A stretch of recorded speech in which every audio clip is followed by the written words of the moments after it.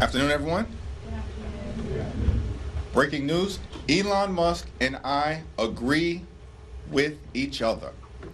The GOP tax scam is a disgusting abomination. Every single Republican who voted for the one big, ugly bill should be ashamed of themselves. They aren't helping their constituents. They are hurting their constituents. That's an objectively verifiable fact. The GOP tax scam is a disgusting abomination. It rips health care away from up to 14 million people, everyday Americans across the country. Hospitals will close. Nursing homes will shut down. And yes, people will die if the GOP tax scam ever became law. It's a disgusting abomination. The one big ugly bill would enact the largest cut to nutritional assistance in American history. That's also disgusting. Republicans literally want to rip food out of the mouths of children, veterans, and seniors. Every single Republican who voted for this bill should be ashamed of themselves. This bill that Republicans narrowly passed, it limped out of the House of Representatives. And we're going to work hard to make sure it dies in the Senate. This one big ugly bill, the GOP tax scam, hurts everyday Americans and rewards their billionaire donors with a massive tax break for the wealthy, the well-off, and the well-connected. And to make matters worse, they will saddle our children and grandchildren with more than $5 trillion in additional debt in order to subsidize the lifestyles of the rich and shameless. Elon Musk and I agree with each other on this particular issue. The GOP tax scam is a disgusting abomination. Questions? Is this Elon Musk yelling on his way out? Do you think this is going to move the needle in the Senate? For all the reasons that I just indicated, the bill is disgusting. It's an abomination. It's a disaster for the American people. And as House Democrats, we've been saying it repeatedly, saying it at rallies, saying it at committee markups, saying it before the Rules Committee, saying it on the floor, hour after hour after hour, into the early morning. And we'll continue to say it in the United States Senate. The bill limped out of the House of Representatives. They had to strong-arm members of the Republican conference to even get this done. Many of these Republicans know that they were doing the wrong thing by their constituents. And we're going to continue to expose it. Before Elon Musk decided to weigh in, the American people understood the deal. In every single poll that has come out over the last 2 weeks, the Republican one big ugly bill is deeply underwater. It is unfavorable by 8 points, 10 points, 15, 16 points. Every single poll across this country that has come out over the last 2 weeks, the American people have rejected the Republican one big ugly bill. And we're just getting started. Oh, I'll go. I'm sorry. You guys were late on this side of the room. Thanks, Mr. Speaker Johnson implied that part of the group must not be opposing this has to do with getting rid of the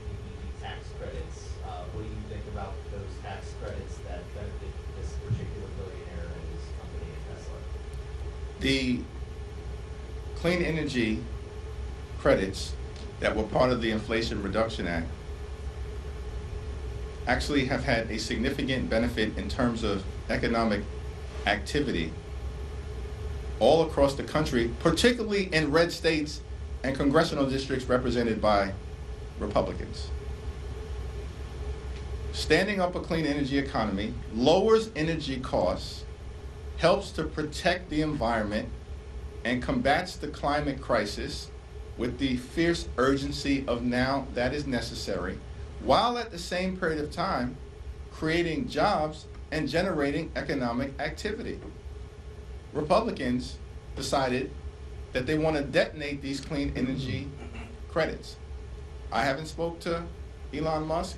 I'm not sure what the reasons are for this extraordinary statement, but we're in complete agreement. The GOP tax scam is a disgusting abomination. And yes, the repeal of the clean energy tax credits is one of many reasons why the Republican one big ugly bill is a complete and total disaster. These extremists can't even defend it.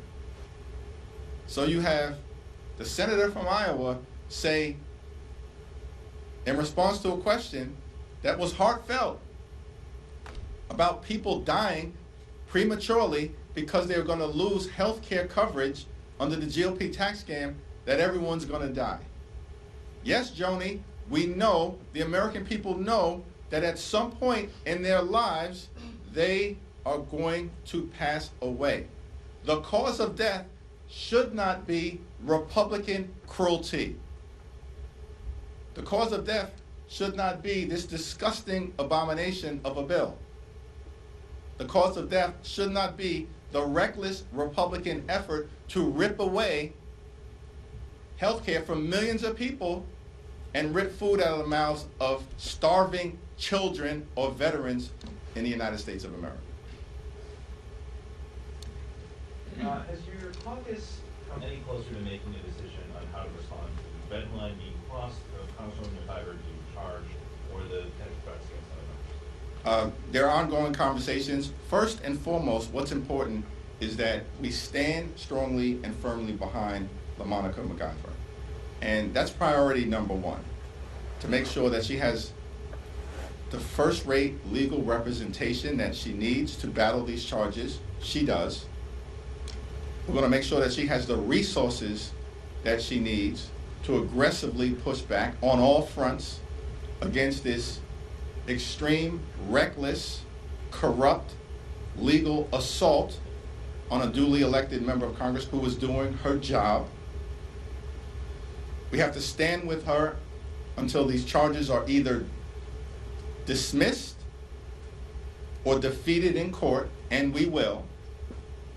And those are the most immediate priorities as it relates to standing up for LaMonica. And that's what we needed to initially put into place.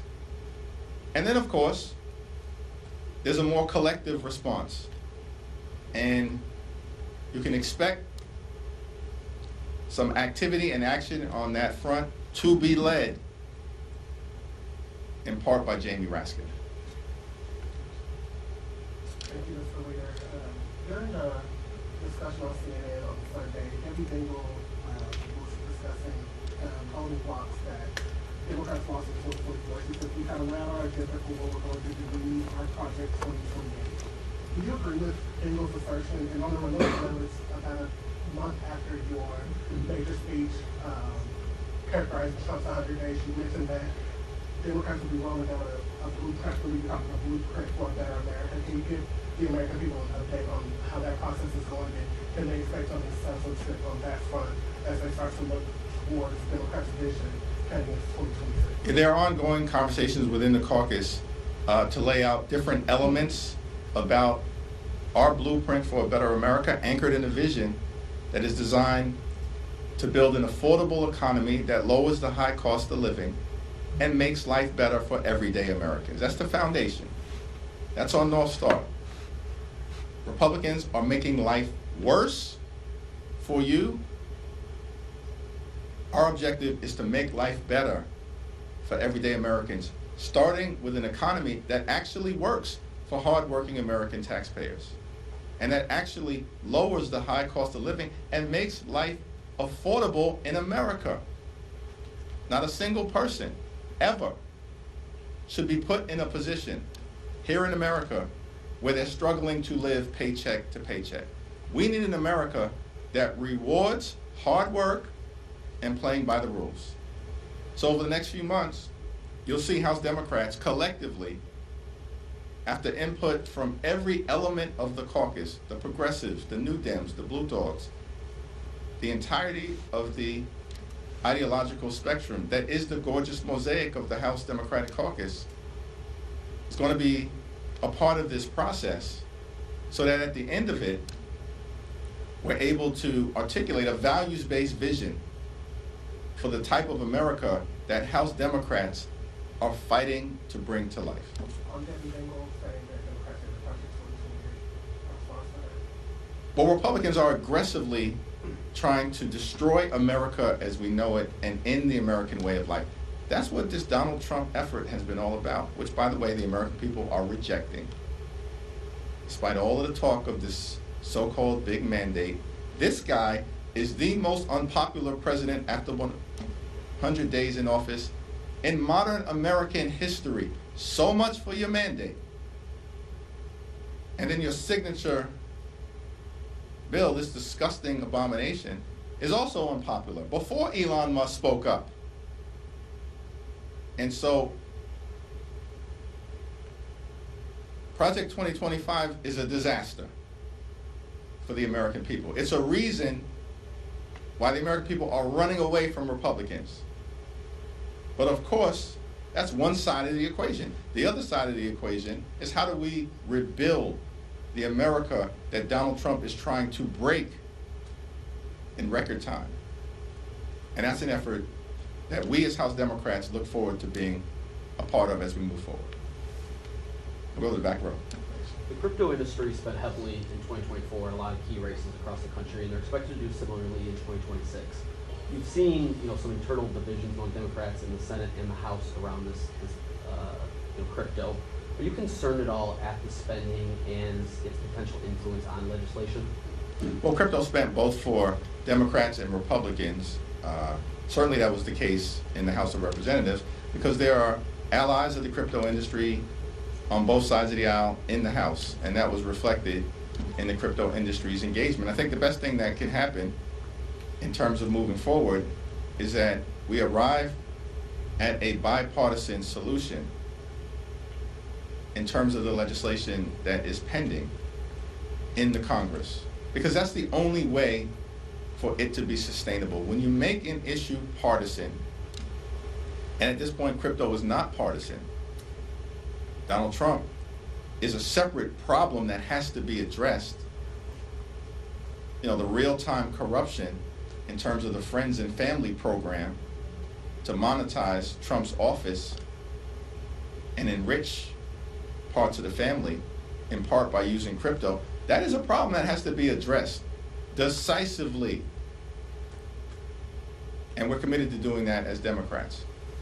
But when you take away that piece of it, which is a very important piece, I think substantively, figuring out how we arrive at a bipartisan resolution of the crypto issues that are currently pending before Congress is what will best serve the American people, and also best serve an appropriately regulated industry that allows for innovation, but also has guardrails to protect the American consumer. Thanks. A lot of questions today. Thank you, Leader. House Republicans are moving to claw back billions of dollars in funding to USAID, NPR, and PBS, which they claim is a waste of taxpayer dollars. What is your position on taxpayers footing the bill for programs like that? All these things that are being proposed by extreme MAGA Republicans are dead on arrival. It's fantasy. It's not happening. It's not happening. And that's just the reality of the situation. So They have a responsibility to govern. And it's been a disaster so far. Chaos, cruelty, and corruption is what characterizes Republican complete control of government in this town. So my suggestion to them is, why don't you focus on the things that you actually promised you would focus on when you lied to the American people last year? Because Republicans spent all year in 2024 promising that they were going to lower the high cost of living in the United States of America. And, in fact, costs would go down on day one. Costs aren't going down under Republican complete control of government. They're going up. Inflation is going up. The cost of living is going up. Life is becoming more unaffordable for everyday Americans. Donald Trump and Republicans broke their promise to focus on the issues that matter in terms of the economy. And that's one of the reasons why the American people are running away from the Trump presidency and the sycophants who are nothing more than a rubber stamp for Donald Trump's extreme agenda in Congress. So if it's set on arrival, then you want it to remain the way it is with taxpayers continuing to, I mean, if it's not going to go anywhere. I think my remarks speak for themselves. Yeah, follow up on that. You say it's not going to happen. You mean that you don't think Republicans have to vote to pass the decision? Correct. And in the House and the Senate, or in which chamber? Remains to be seen what the case is in the House, but it's my full expectation that, as has been the case up until this point, they will confront strong and unified Democratic opposition in the House, struggle to get any bill out of the House of Representatives, and then it's dead in the United States Senate. You know, it only takes 50 plus 1 in the Senate. Dead in the United States Senate. Thank you, Mr. Leader. I just want to ask you about some reporting that you just published. Cites News has learned that the U.S. Navy is considering renaming multiple naval ships after civil rights leaders and prominent Americans, among them the USNS Harvey Mill, which of course this is during Pride Month, but other potential vessels include the USNS Northern Marshall, Frigate Ginsburg, Frigate Tubman, Dolores Huerta, Lucy Stone, Cesar Chavez, and others. And you've been quite critical of the Defense Department and the Defense Secretary on issues of diversity, so I'm just going to get your reaction to that. It's a complete and total disgrace. It's an utter abomination in terms of the extreme MAGA Republican effort to continue to erase American history. And we're not going to allow it to happen.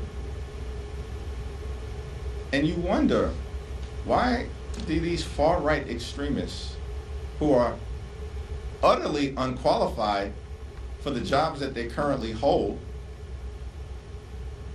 in the United States government, exhibit A, Pete Hegseth, the least qualified Secretary of Defense in American history, and this guy's leading the charge? It's a joke. You're not qualified for the job that you have. You didn't get that job on merit. And so, here's what the outcome is going to be. Every single time they've raised this issue and tried to cancel a part of our history, they've had to walk it back. Because the American people, aided and assisted by Democrats, have aggressively pushed back. They tried to cancel Harriet Tubman. We reversed it. They tried to cancel Jackie Robinson. We reversed it. They tried to cancel the Tuskegee Airmen. We reversed it. They tried to ban hundreds of books in the Naval Academy. We reversed it. Every single time the extremists have tried to cancel certain parts of American history, the American people have risen up and said, no, it's not happening. And the MAGA extremists have chickened out. They are supposed to be tough guys. They regularly are pushed back. And they will again if they try to move on renaming these Navy vessels. Thanks. Leader Jeffries, you said after Congresswoman McIver was, you said, physically accosted by ICE officials that you wanted them identified, the officials that accosted them. Have they been identified, and what do you expect from, or do you want the agents that were harassing Jerry Nadler's staffers in the district office also identified? What's the latest, or how are Democrats in response to it? Every single ICE agent who's engaged in this aggressive overreach and are trying to hide their identities from the American people will be unsuccessful in doing that. This is America. This is not the Soviet Union. We're not behind the Iron Curtain. This is not the 1930s. And every single one of them, no matter what it takes, no matter how long it takes, will of course be identified. That in fact is the law. And we're going to make sure that the American people have the transparency necessary to hold people accountable when they're folks who cross the line here in America. That's what's going to happen. And as I mentioned earlier, I spoke to Congressman Nadler about this. Our first priorities are always going to be making sure the person who is on the front line is in the best possible place to move forward. That's the case with LaMonica MacIver, and it is also the case with Congressman Nadler's brave, young, patriotic staffer. And we've got to address those issues first. That's the human thing to do, while simultaneously, of course, preparing to deal with the broader policy implications, which, as I mentioned, are underway. Thanks. Go back to this side. Yep. There are two members of the Congressional Black Caucus running to be a member on House oversight. How do you think the CBC will handle that? It's a good question. We have a CBC meeting on Wednesday. At some point, I think both members will present themselves before the CBC, along with the two non-CBC members. That has been the traditional practice. And at the end of the day, may the best woman, may the best man win. We'll see what happens. On our side of the aisle is actually an election. It's a democratic process. People make their case to every single one of the House Democratic Caucus members, who then decide the best path forward. This is not the first time that multiple CBC members have been in a race together with each other, and it's always been handled like a family. Decades ago, Greg Meeks and Jim Clyburn ran against each other in the same race for vice chair of the House Democratic Caucus. At the end of the day, it worked out well for both of them. Barbara Lee and I were in a race together to be chair of the House Democratic Caucus. She had an incredible career in the United States Congress, and now she's the mayor of Oakland, and a great friend and colleague to me and to all of us within the CBC, a great leader. Those are just two of several examples. So the CBC will handle it like a family in the same way that we've always handled it, like a family. And at the end of the day, the caucus will make its decision. Leadership, of course, remains aggressively neutral. As is the case, we don't put our thumb on the scale, which is what happens on the other side of the aisle. And we'll see what happens at the end of the day over the next few weeks. Do you expect them to endorse? Say it again? Do you expect them to endorse the CBC? That's an interesting question. That's probably best asked to Yvette Clarke and the CBC Executive Board. At this point, I'm just a voting member. Thank you. There are now 4 candidates in the oversight race. 2 of them are 44 and 47. The other 2 are 70 and 77. After what happened with Congressman Connolly and some other 70-year-old members, some of whom have been in maybe leadership positions and were essentially pushed out of those positions, what do you say to Democrats, both here in Congress and outside of Congress, who worry that the seniority system is once again going to elevate someone that many of them feel is not up for the job? There were 3 competitive races in the aftermath of the November 2024 election, competitive race for the Ag Committee leadership, a competitive race for natural resources, and a potentially competitive race to head the Judiciary Committee, ultimately resulting in Jerry Nadler, a great former chair, making the decision to stand down, and Jamie Raskin, an amazing leader, enabled to step up. So the record most recently speaks for itself, which is just that the caucus is going to make a decision on the merits as to who they think is best qualified to lead the committee moving forward. In the same way that Rosa DeLauro and Frank Pallone and Richie Neal and Maxine Waters continue to lead their committees and are doing an extraordinary job and showed an amazing amount of fight in connection with the GOP tax scam. Thanks. Thank you, Leader. With Democrats vowing to fight the one big beautiful bill as much as possible, do you Ugly bill. believe there should be any pressure on Leader Schumer when it comes to trying to block this bill? Leader Schumer and I had a great conversation over the weekend. His caucus is ready, willing, and able to meet this moment under his leadership, and I expect strong, forceful, principled, and unified Democratic opposition in the United States Senate. Last question. Thank you, Mr. Leader. So these past couple months, you have, in your messaging, been attacking Elon Musk and at times even using him as a proxy for Donald Trump himself. Now that you supposedly agree with him in opposing this one ugly bill, like you call it. Not supposedly, actually agree. Okay, so now with that him. you agree with him, are you concerned that undercuts your messaging against Elon Musk all along? And why should voters believe you after this? I don't quite understand that question, actually, but you agree with someone when you agree with them, you strongly disagree with them when you disagree with them, and on this particular issue, the bill is a disaster. The fact that I agree with Elon Musk that it's an abomination should not be unclear to anyone based on weeks of Democrats aggressively pushing back against the one big ugly bill. I'm not revealing any secrets. In fact, I'm stating the obvious.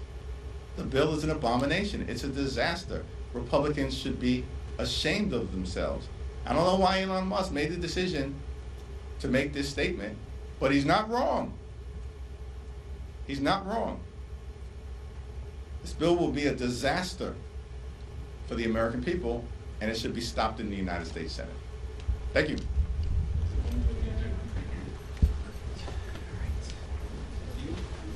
So my friend at the pool camera.